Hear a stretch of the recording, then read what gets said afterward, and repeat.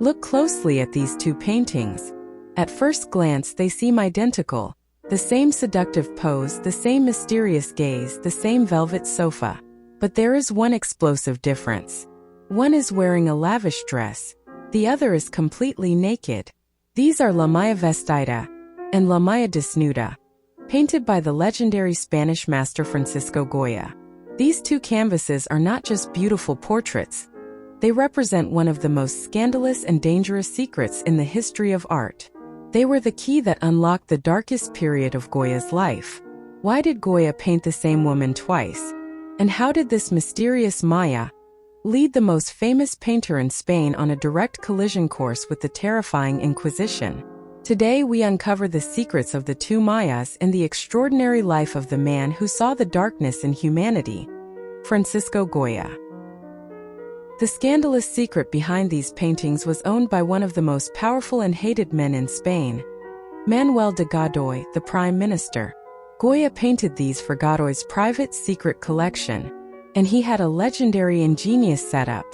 Godoy installed a pulley mechanism that allowed him to overlay the clothed Maja directly on top of the naked Maja. Only for his most select guests would he reveal the scandalous nude hidden underneath. This was a massive taboo. In Spain, painting a secular, life-size naked woman was strictly forbidden by the Inquisition. When Godoy fell from power, the Inquisition discovered the hidden masterpiece. Goya was immediately summoned and put on trial. Who was this mysterious woman? Legend said it was the powerful Duchess of Alba, Goya's own passionate lover. But it was more likely Pepita Tudo, Godoy's mistress. Goya kept the secret, but the trial marked the beginning of his deep distrust of authority. Goya was not always so dark and scandalous. He began his career as a highly successful courtier, eventually becoming the first court painter to King Charles IV. He was the master of official portraits. But look closely at his royal portraits. Unlike his contemporaries, Goya didn't just paint pretty faces. His cold, objective gaze saw the corruption beneath the expensive clothes. He painted the queen's arrogance, the king's mediocrity, and the hollow nature of power. Then in 1792, a mysterious illness struck Goya, leaving him completely deaf. This turning point changed his art forever. The world became silent, and a dark universe opened inside his head. No longer able to hear the praise of the court, he stopped painting to please and started painting to reveal the truth. And then came the real horrors. In 1808, Napoleon's armies invaded Spain. Goya witnessed the brutal atrocities, executions, and senseless violence of war. He recorded these nightmares in the disasters of war etchings and his masterpiece, the 3rd of May 1808. His focus shifted from glamorous courtiers to the blood and mud of death. The darkness had truly won. In his final years, deaf and deeply cynical, Goya retreated to a house called the Quinta del Sordo, the deaf man's villa.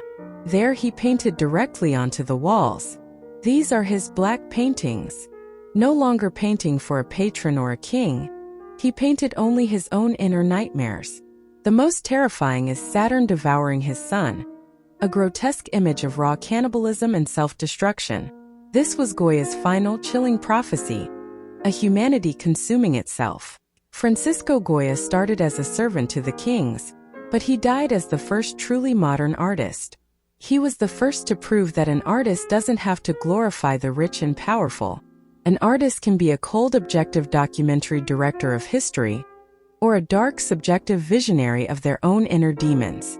His rough, raw brushwork and explosive emotional power paved the way for Manet, Picasso, and Expressionism. The next time you look at the two Majas, remember they were the beginning of Goya's relentless journey into the heart of human darkness.